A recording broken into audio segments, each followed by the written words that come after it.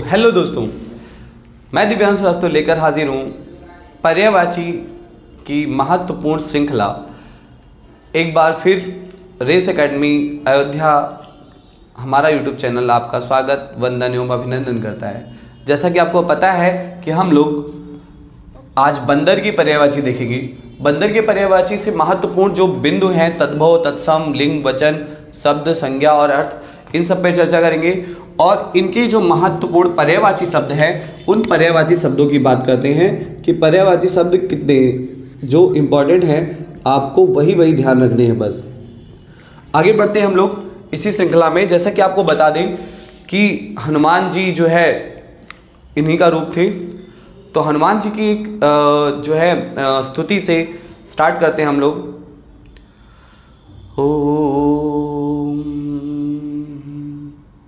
आरती की जय हनुमान लला की, आरती की जय हनुमान लला की, दुष्ट दलन रघुनाथ कला की, दुष्ट दलन रघुनाथ कला की।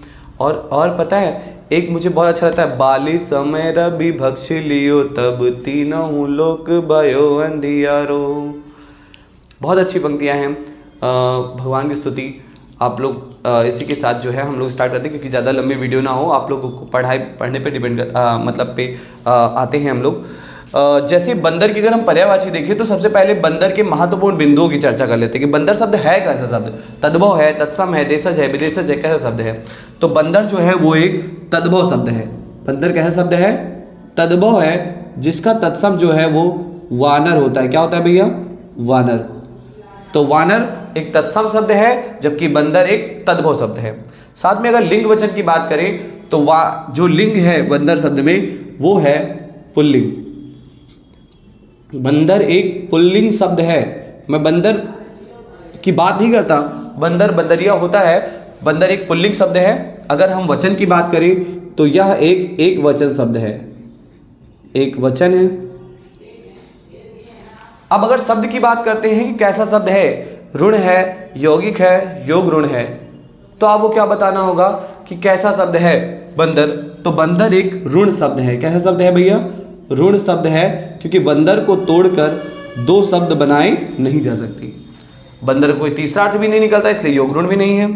संज्ञा की बात करते हैं तो जितने भी पशु पक्षी होते हैं, मैंने कई बार आपसे बताया है, जितने भी पशु पक्षी हैं वो सारे ही जातिवाचक संज्ञा है, अर्थात बंदर भी एक जातिवाचक संज्ञा शब्द है।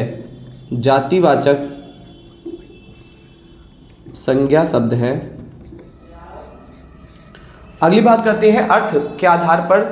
बंदर एकार्थी है, अनेकार्थी है, समानार्थी है, विपरीतार्थी है। तो ये एक एकार्थी शब्द है बंदर। कैसा है? एकार्थी। बंदर के कई अर्थ नहीं होते हैं भैया, इसलिए अब हम लोग बात करते हैं। हाँ, इसी के पर्यायवाची में एक हरि शब्द आता है जो कि अनेकार्थी शब्द है। अब बात आता है कि बंदर के पर्यायवाची कौन कौन से महत्वपूर्ण हैं। तो बंदर को हम लोग वानर तो कहते ही हैं, तत्सम है इसका। और बंदर को संस्कृत में कपि भी कहा जाता है। कपि करि हृदय विचार, कपि करि हृदय विचार, दारि मुद्रिका दीन तब, जानी अशोक अंगार, सीय हरसि उठ कर गयो। कपि करि हृदय विचार, हनुमान जी अपने हृदय में विचार करने के पश्चात, और कपि करि हृदय विचार, दारि मुद्रिका दीन तब, आपसे जब भी छंद पढ़ोगे तो आपको दोहा सोरठा में से आएगा। कपि करि हृदय विचार, दारि मुद्रिका दीन तब भगवान ऊपर से ही मुद्रिका को नीचे गिरा देते हैं।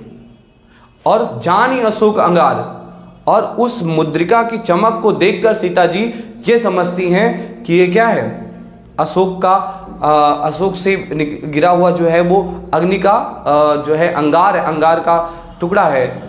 और वो क्या करती? सी हर से उठकर गयो। सीता जी खुश होकर उसे जाके स्पर्श कर लेती, छू लेती है, ले लेती हैं कि हम अपने आप को क्या कर देंगे? सती कर लेंगे इसी आग से।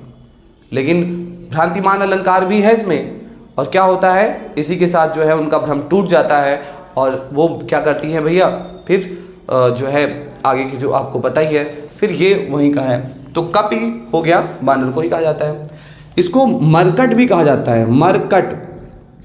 कई बार रामचरितमानस में मरकट शब्द का मरकट बदन भयंकर देहा,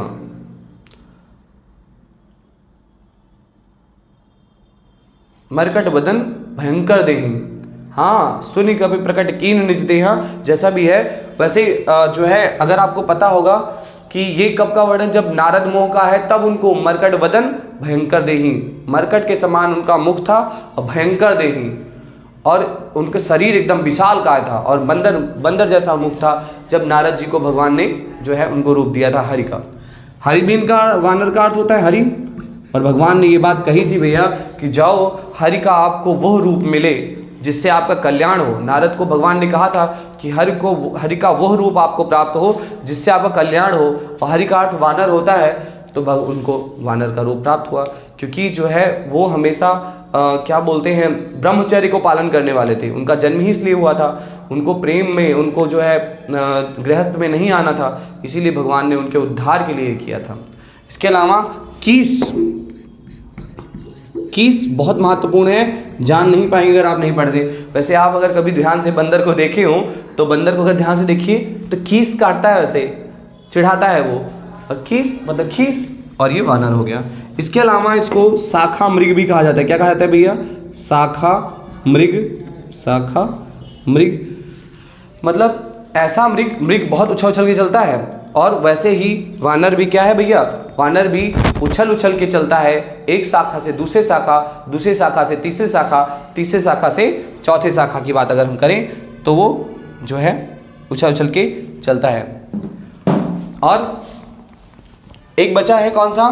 और एक कपि से कपीस बन जाता है, और कपीस भी वानर का ही पर्यायवाची है। और इस तरह हम लोगों ने वानर के जितने भी महत्वपूर्ण पर्यायवाची शब्द थे उनकी बात हमने करी। पहला वानर कहते ही हैं तत्सम में, संस्कृत में कपि भी कहा जाता है, इसके अलावा मरकट कहा जाता है, हरि कहा जाता है, कीस कहा जाता है, कपीस कहा जाता है, शाखा मृग कहा जाता है। आप जो इनमें से आपको जो नहीं पता हो वो आप क्या कर लीजिएगा? नोट कर लीजिएगा।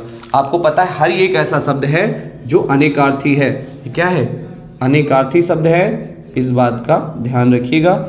इसके बहुत सारे अर्थ होते हैं, उनमें से वानर भी होता है। आपने एक पंक्ति सुनी होगी, हरि बोला हरि नहीं सुना, हरि गयो हरि के पास, हरि देखा हरि में गया, हरि रह गए उदास।